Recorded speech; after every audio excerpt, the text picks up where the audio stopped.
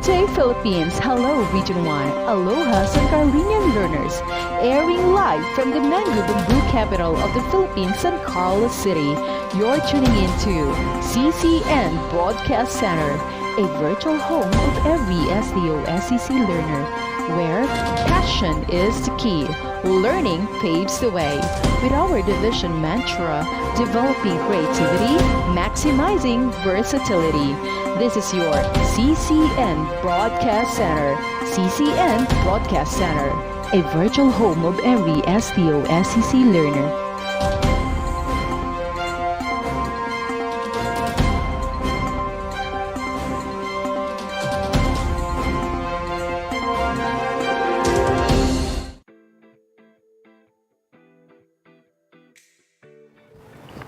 Hello students, welcome to CCN Live, Carlos and Carlene Network. Another day, another lesson for Quarter 3, Module 2, Grade 9 Science. Our lesson for today is focusing on volcanic eruption. I am teacher Grace Kelly M. Apales, your science teacher. The most essential learning competency for this lesson is explain what happens when volcanoes erupt with the code of S9ES3B28. And after this lesson, you are expected to describe the formation and composition of magma and explain the effects of temperature and composition and its viscosity. And relate the characteristics of magma with the type of volcanic eruption. Explain the process of volcanic eruption. Enumerate the materials emissions of volcano and describe the effects of material emissions from volcanoes to human and other living things. Here are some of the key questions for you to think about after finishing the module. For number 1, what is the composition of magma and how it is formed? For number 2, how do temperature and composition of magma affect viscosity? For number 3, what happens when there is a volcanic eruption? And for the last number, what are the materials emitted during a volcanic eruption and how do these materials affect human beings and other living things? Okay, so before we start, let us have a short review on your previous lesson. Okay, now let us have a review about the types of volcano according to shape. So can you see the picture in your screen right now? Can you guess what is this picture? What is this type of volcano? Very good. This is composite volcano. How about this one? Exactly. This is cinder cone volcano. And the third one? Precisely, this is shale volcano. So again, the three types of volcano according to shape are the composite, the cinder cone, and the shield volcano. Now, let us proceed to the different types of volcanic eruption. Can you guess? What type of volcanic eruption is this? Nice! This is Plinian eruption. How about the second picture? Right, this is phreatomagmatic eruption. The third picture. Exactly, this is Vulcanian eruption. And the fourth one. Very good, this is Strombolian eruption. And the last one. Precisely, this is phreatic eruption. Now, before we proceed to our main topic, the volcanic eruption, I want you to take a look at this picture. Are you familiar with this picture? Very good. This is a map of the Pacific Ring of Fire. Philippines is known for a diverse natural resources and picture sceneries like mountains and volcanoes. Having this in the country is not surprisingly because Philippines is a part of the Pacific Ring of Fire. Pacific Ring of Fire is characterized by Frequent earthquakes, volcanic eruptions, and most active volcanoes on Earth are located in the circumference of the Pacific Ring of Fire, and Philippines is included. Next picture. How about this one? Are you familiar with this picture? Very good. This is the breathtaking scenery at Taal Lake in Philippines, specifically in Batangas. Makes one of the country's most popular destination. It is the most second active volcano in the Philippines, and of course, it is the smallest volcano in the world. And also, Taal volcano has 47 craters. Amazing, right? But nowadays, this volcano shows volcanic activity. It erupted last January 12, 2020 and ended last January 22, 2020. I have a question to you. What type of volcanic eruption does Taal volcano? Right. This is phreatomagmatic eruption. Okay? So going back, let us define volcanic eruption. So volcanic eruption is when lava and gas are released from a volcano, sometimes explosively. It occurs when there is a sudden or continuing release of energy caused by near-surface or surface magma movement. So during volcanic eruption, there can be occurrence of earthquake, meaning there is a shaking of the ground, gas emission at the surface, and the release of heat because of the magma. There can also be explosive release of gases, and in some cases, the non-explosive extrusion and intrusion of magma. Okay, so at this time, we will have a short activity. For your activity 1, true or false, the direction is write true if the statement is correct, and false if the statement is incorrect, and rewrite the statement to make it correct. Write your answer on a separate sheet of paper. So later on, we will check your answers. So at this time, we're going to identify the different factors affecting volcanic eruption. So there are 3 factors. The first one is the magma's temperature, the second one, magma's chemical composition, and the third one is the amount of dissolved gases. So let us discuss the first, magma's temperature. Magma's temperature. The higher the temperature of the magma is the lower its viscosity. So when we talk about viscosity, we are referring to the thickness of the fluid or the resistance of the fluid to flow. So the viscosity of the magma decreases with temperature. So as lava flows, it cools and begins to harden. Its ability to flow decreases and eventually stops.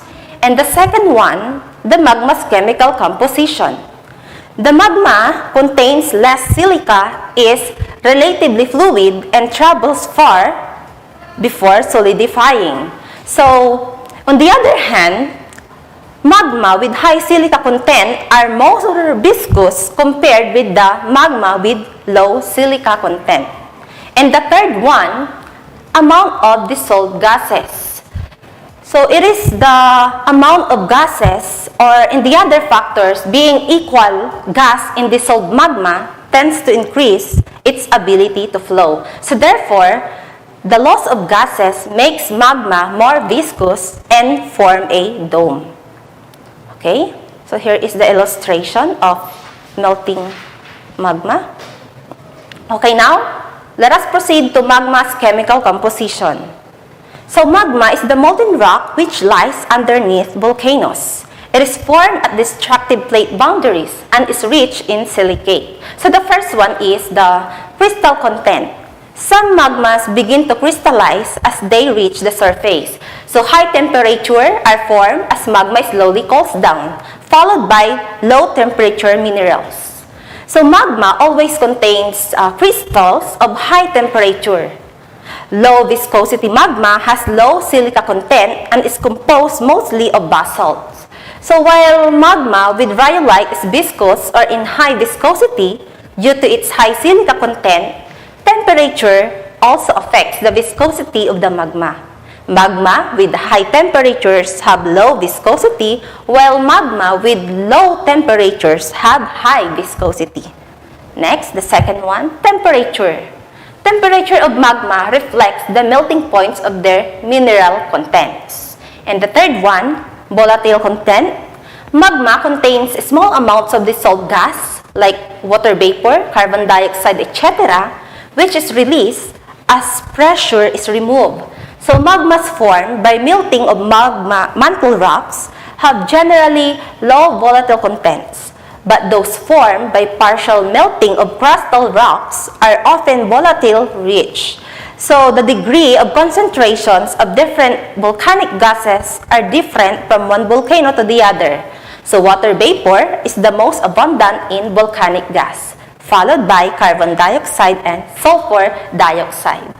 Okay, so in order for you to easily understand the relationship between the composition of the magma, here is an illustration. So if the magma has low viscosity, its temperature is high, while gas content and silica content are low. And its explosiveness least explosive. While magma with high viscosity, it has low temperature, while the gas content and silica content are high. So its explosiveness is most explosive. It is easy to remember, right? Okay, there are three classifications of magma.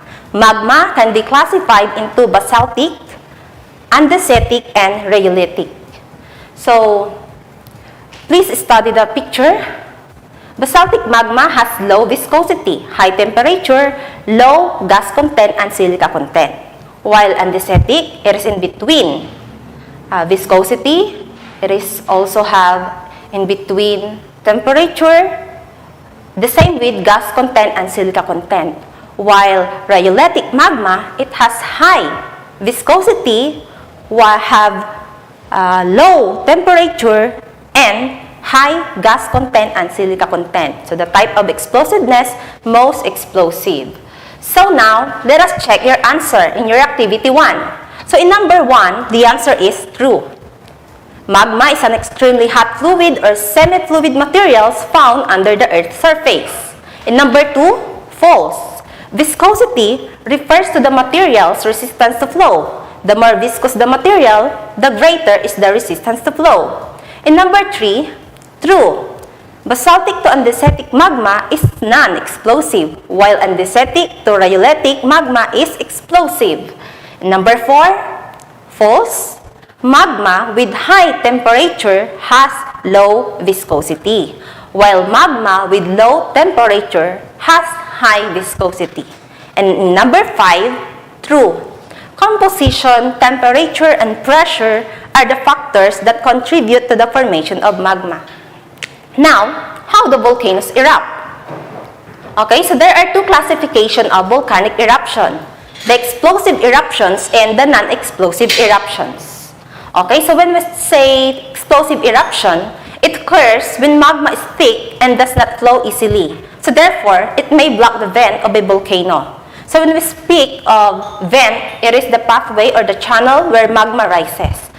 Gas pressure grows until the volcano erupts in an explosion. While non-explosive, it occurs when magma is thin and flows easily. Lava flows out of the volcano rather than blocking the vent, and the little or gas forms inside the volcano. The lava simply pours out and flows over the ground like a river. Now, we will have another short activity. Activity number 2, finding the sequence. For the direction, analyze the process of volcanic eruption. Arrange the process of volcanic eruption into correct order using numbers 1 to 5. Write your answer and copy the statement on a separate sheet of paper. Later on, we will check your answer. Okay? Moving on, let us discuss the process of volcanic eruption. High temperature inside the earth melts the solid rocks in the mantle, and it turns into thick molten mixture commonly known as magma. So the continuous melting of solid rocks and accumulation of additional magma push it to the vent and move to a volcano called magma chamber. Magma contains dissolved gases, mostly water vapor, carbon dioxide, and sulfur dioxide. Dissolved gases are released from the magma. Bubbles will begin to form through the process called vesiculations. So this can occur by decompression and crystallization. And the confining pressure is lowered when magma rises, which can promote bubble formation. So this process is similar with the bubble formation in soda bottles when open. So in the process of crystallization of hundreds minerals, so water pressure of the residual liquid of the cooling magma increases, leading to vesiculation. So the bubbles frozen in the porous of a pretty volcanic rock are called vesicles. So both decompression and crystallization can trigger an explosive eruption. So as the magma reaches the Earth's surface, it explodes due to the presence of dissolved gases. So the type of explosion of a volcano is dependent on the composition of the magma.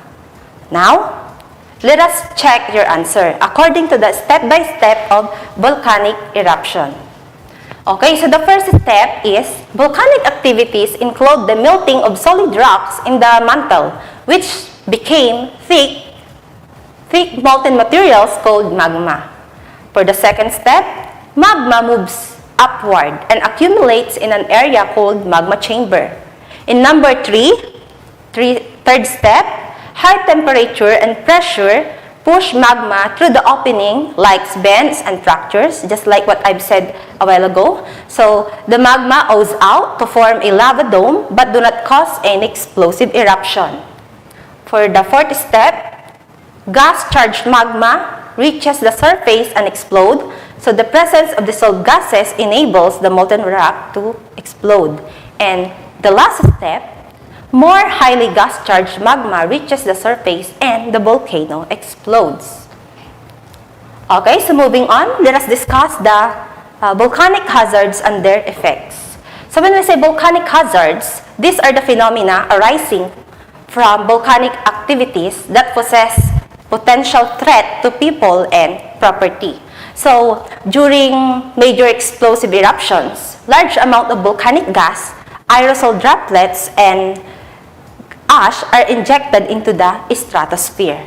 So terra or fragmented volcanic debris are violently ejected in the atmosphere and can extend to tens of kilometers above. So carbon dioxide, greenhouse gases, is also dispersed into the atmosphere that leads to global warming. So in the other hand, sulfur dioxide can cause global warming, ozone destruction, and air pollution. Okay, so below is a list of volcanic hazards common in the Philippines. So ashfall, it is the pulverized rocks. Sun, gritty, and harsh gases shoot out in the air by volcano.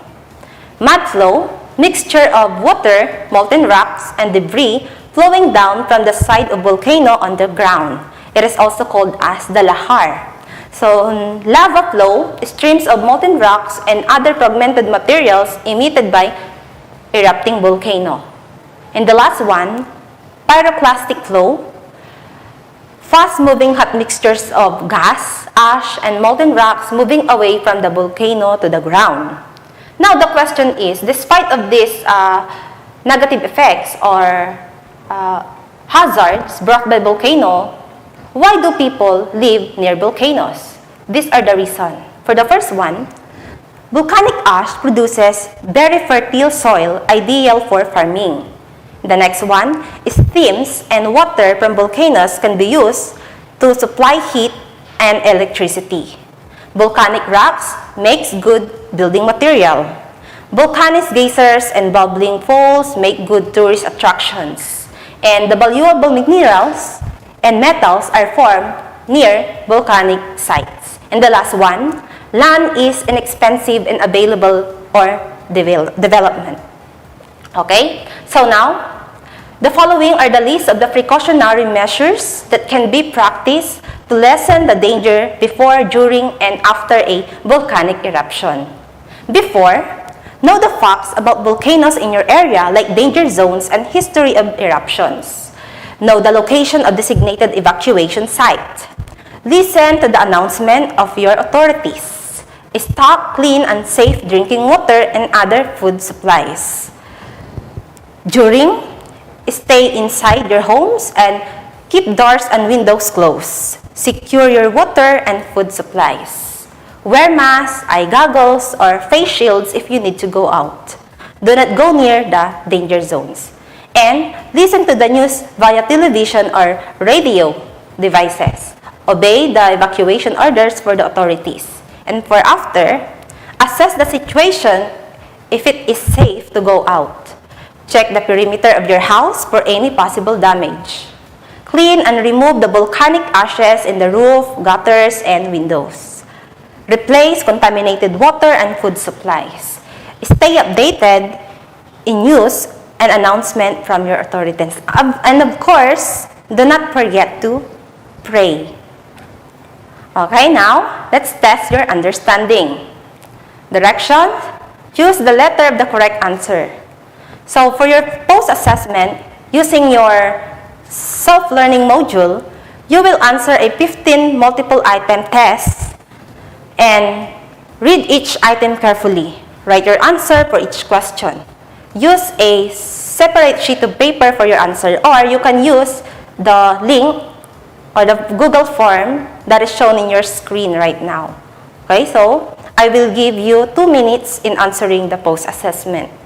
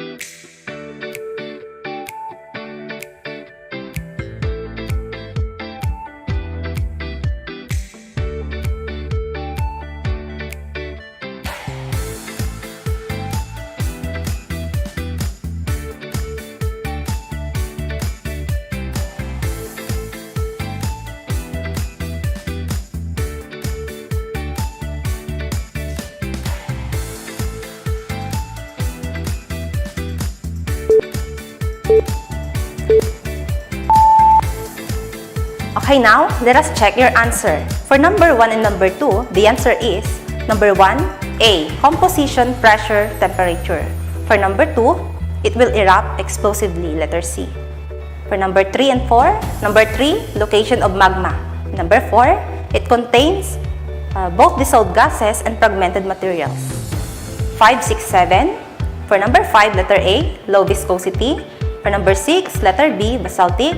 For number 7, letter C, the volcano would erupt non-explosively. Number 8, letter A, methane gas. Number 10, 9, 10, 11. 9, letter B, basaltic. Number 10, letter D, 2 and 3. 11, letter C, basaltic, andesitic, rhyolitic. 12, 13, D, dissolved gases trapped in the magma.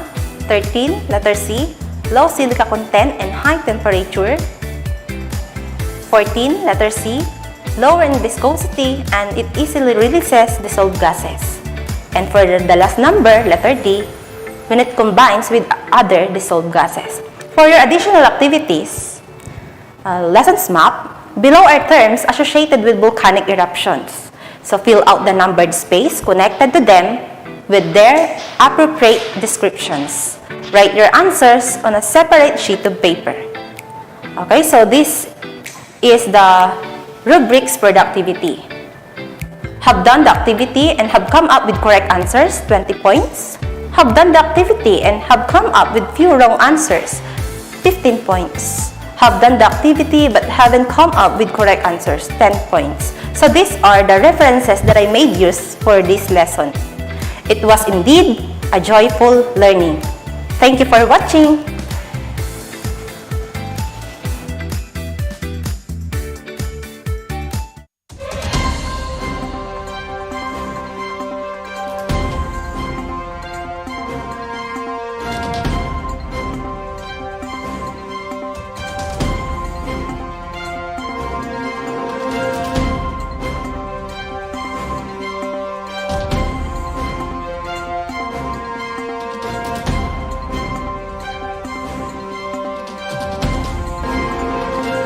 Good day, Philippines. Hello, Region 1. Aloha, San Carlinian learners.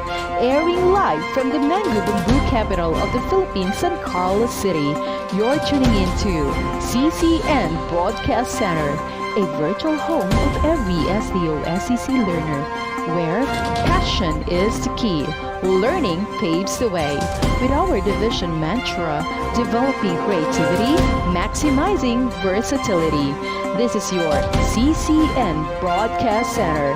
CCN Broadcast Center, a virtual home of every SDO-SEC learner.